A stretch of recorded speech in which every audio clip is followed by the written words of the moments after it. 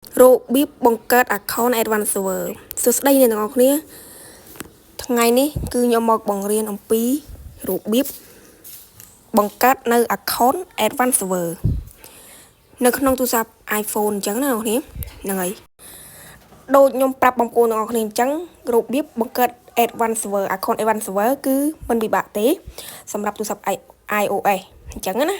អញ្ចឹងបងប្អូនមើលទៅ game mobile ខ្ញុំមាន2ណាហ្នឹងហើយមានន័យថា account original មួយគឺ advanced server មួយអញ្ចឹងគឺដែលខ្ញុំបង្ហាញ EasyTouch ហ្នឹងគឺ advanced server ចំណែកឯមួយទៀតហ្នឹងគឺ original អញ្ចឹងណាអូខេអញ្ចឹងជាដំបូងបងប្អូនគ្នាត្រូវតែចូលនៅក្នុង App Store មកបន្ទាប់មកបងប្អូនគ្នាវាយពាក្យថាបាទតាមខ្ញុំមក test file ហ្នឹងហើយដល់មកហ្នឹងហើយ test file នៅខាងលើគេណារូបស្លាប់កង្ហានអញ្ចឹងណាបងប្អូន download មកអញ្ចឹងណាអូខេបន្ទាប់ពីបងប្អូន download រួចហើយបងប្អូនទាំងអស់គ្នាមកបាទហ្នឹងហើយចូលកន្លែង Safari សម្រាប់ទូរស័ព្ទ iOS អញ្ចឹងណាចូលមក Safari ហើយបងប្អូន search តាមខ្ញុំមកហ្នឹងហើយ search ពាក្យថា ML បាទហ្នឹងហើយ ML B រួចហើយបងប្អូនគ្នាដក clear beta ហើយដក clear ទៀតមក CODE មានន័យថា mobile beta code អញ្ចឹងណាអូខេអញ្ចឹងបងប្អូនចុចមក go មកហ្នឹងហើយបន្ទាប់មកវាចេញទម្រង់បែបនេះបងប្អូនទាំងអស់គ្នាត្រូវតែមកចុចកន្លែងខាងក្រោមហ្នឹងហើយអញ្ចឹងណាអូខេបន្ទាប់មកបងប្អូនគ្នាមកឃើញទម្រង់បែបនេះបងចុចពាក្យថា open ខាងលើណាខាងស្ដាំដៃអញ្ចឹងណាមិញណាអូខេអញ្ចឹងវាចេញទម្រង់បែបនេះហើយដោយសារតែខ្ញុំ down រួចហើយបងប្អូនគ្នា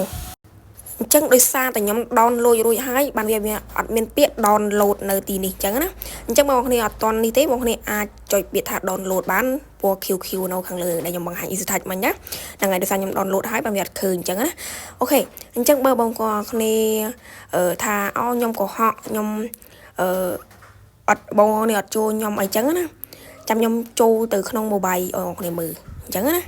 អូខេថាយើងប្រើការកើតអត់អញ្ចឹងបងប្អូនគ្នាពេលបងប្អូនដនថ្មីទៅបងប្អូនអាចបង្កើតលេងអីធម្មតាដូច account original យើងអញ្ចឹងតែវាគ្រាន់តែខុសហ្នឹងហើយខុសគ្នាមិនខុសគ្នាត្រង់វាមានរបស់អីខុសគ្នាអញ្ចឹងណាដូចadvanced server ហ្នឹងគឺវាមានផ្លែករូបរាងតិចតួចអញ្ចឹងណាគឺវាមានកន្លែងclaim អីគេ coin ដើម្បីដូរយក diamond ហ្នឹងហើយទិញអីប្រើប្រាស់ផ្សេងដូចជា skin បាទដូចជាបាទ emoji អីផ្សេងអញ្ចឹងណាហ្នឹងហើយអញ្ចឹងអ្នកគ្នាអាចលេងដោយសប្បាយបានអាចលេងជាមួយនឹងជីគ្នាបានតែសូមបញ្ជាក់ណា